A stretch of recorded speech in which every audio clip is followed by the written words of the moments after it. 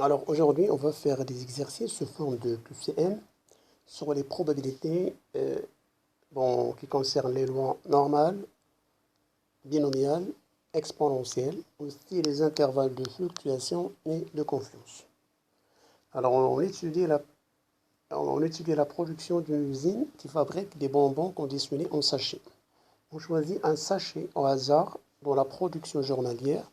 La masse de ce sachet exprimée en grammes est modélisée par Gottix qui suit une loi normale d'espérance nue égale 175 grammes.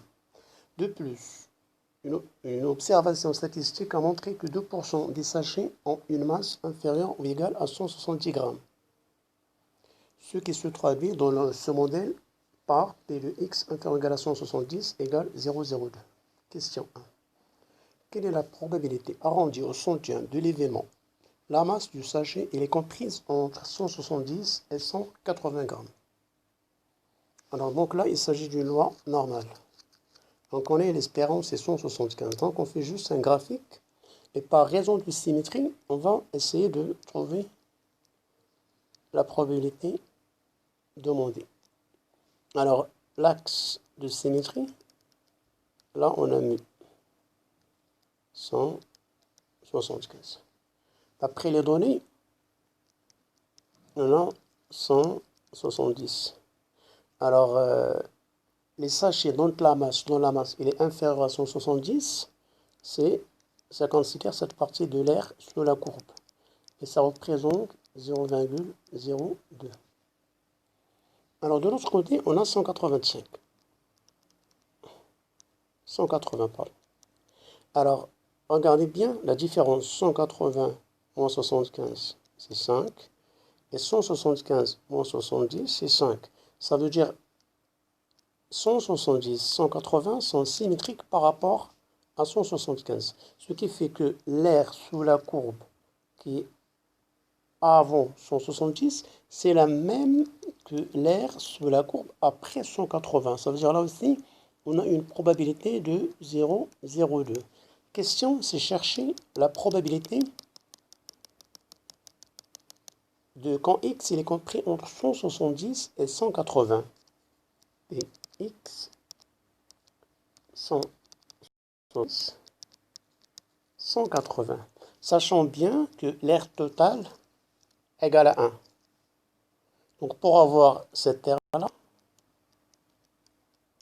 c'est 1 moins les deux airs. Elles sont égales, ça fait 2 fois 0,02 égale à 1 moins égale à 0,96. Donc voilà la bonne réponse.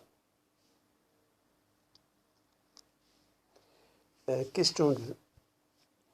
Les différents bonbons présents dans les sachets sont tous enrobés d'une couche de cire comestible. Dans ce procédé qui déforme certains bonbons, elle est effectuée par deux machines A et B. Lorsqu'il est produit par la machine A, la probabilité qu'un bonbon prélevé aléatoirement soit déformé est égale à 0,05. Question 2. Sur un échantillon aléatoire de 50 bonbons issus de la machine A, quelle est la probabilité arrondie en centièmes qu'au moins 2 bonbons soient déformés? Alors là, il y a 50 tirages, 50 expériences. Et donc, on s'intéresse aux bonbons qui sont déformés. Donc, on doit penser à ce qu'on appelle la loi binomiale. Mais il faut d'abord voir est-ce qu'on a les conditions de la loi, est-ce qu'elles sont bien vérifiées. Donc, je l'ai déjà préparé. On effectue 50 expériences identiques et indépendantes. Chaque expérience a deux issues. Soit que le bonbon elle est déformé avec une probabilité de 0,05, soit qu'il n'est pas déformé avec une proba de 0,95. Donc, la variable aléatoire grand X, elle suit une loi binomiale de paramètres n égale à 50 et p égale à 0,05. Très bien. Alors maintenant, on va chercher à calculer la probabilité P en moins qui est en moins deux bonbons qui sont déformés. Alors pour calculer cette probabilité-là, faites attention.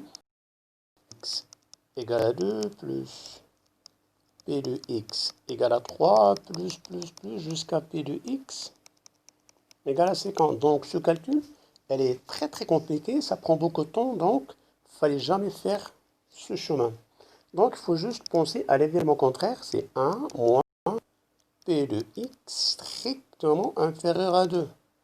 C'est égal à 1 moins P de X égale à 0, strictement inférieur à 2, il y a 0, moins P de X égale à 1. Donc au lieu de calculer P de X égale à 2, P de X égale à 3, 4, 5, jusqu'à 50, donc là on calcule juste P de X égale à 0 et P de X égale à 1. Donc ceci égale 1 moins.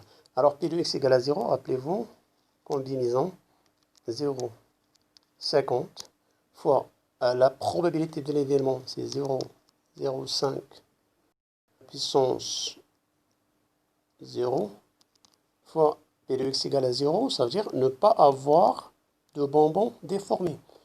Donc on peut avoir 50 bonbons qui ne sont pas déformés, ça fait 0,95 à la puissance 50. Plus P de X égale à 1, ça veut dire avoir un seul bonbon déformé. Combinaison 1, 50, 0,05 à la puissance 1 fois 0,95 à la puissance 49. Donc c'est un calcul facile à faire. Donc le résultat qu'on va trouver, ça va être...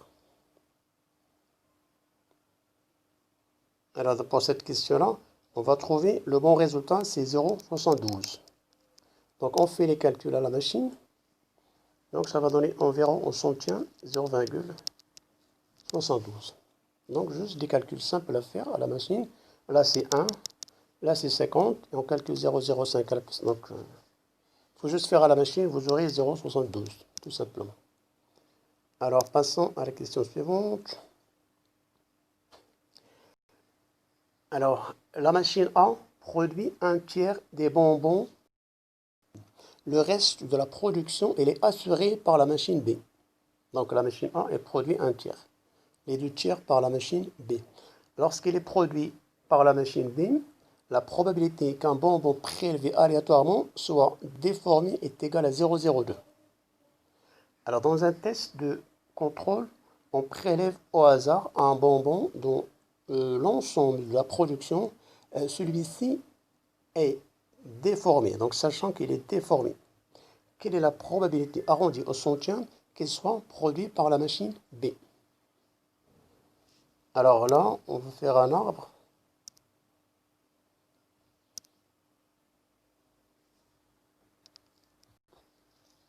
Alors il y a la machine A, la machine B. La machine A, elle produit un tiers de la production totale.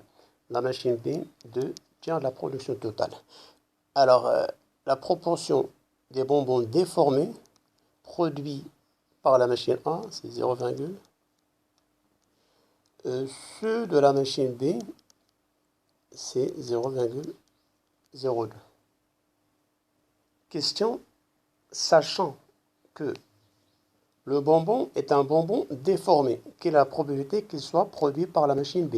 Ça veut dire calculer cette probabilité P2, sachant qu'il est déformé. Donc cette probabilité, on l'appelle la probabilité conditionnelle inversée. Donc pour la calculer, il faut juste utiliser la formule P de B inter D sur P de D. Alors P de B inter D, on l'a ici, c'est 2 tiers fois 0,02 sur... Alors P de l'événement D, il faut la calculer. Probabilité totale égale l'événement D, on l'a deux fois, soit en partant par A, soit en partant par B. Alors c'est 1 tiers, je calcule directement, fois 0,05 plus 2 tiers. Donc ça va donner 0,09 tiers. Et je remplace ici. Simplifier 3 avec 3, 0,04. Ça fait 4 neuvièmes Bon, si on veut garder ce fond d'une fraction, sinon ça va être 0,45. Dernière question. Alors, l'entreprise souhaite estimer la proportion de personnes de plus de 20 ans parmi ses clients au niveau de confiance avec un intervalle d'amplitude inférieur à 0,05. Alors, pour cela, il interroge aléatoire de clients.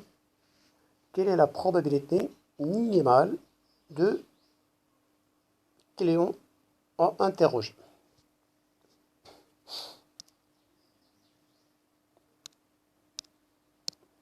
Alors, juste un intervalle de fluctuation, f moins 1 sur racine carrée de n, f plus 1 sur racine carrée de n.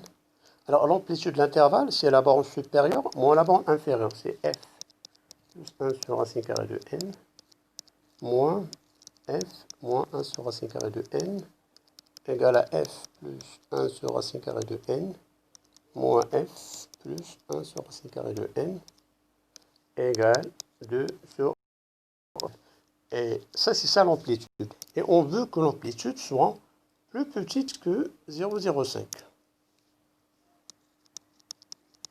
Pour résoudre cette équation, cherchez la valeur de n.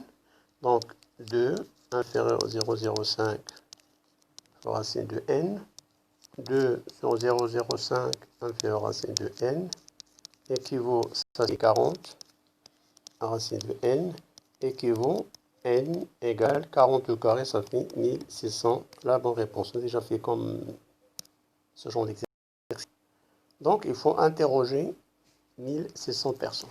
Donc, voilà pour ce que c'est un des probabilités. J'espère que vous avez bien compris. Bon courage et à la prochaine vidéo.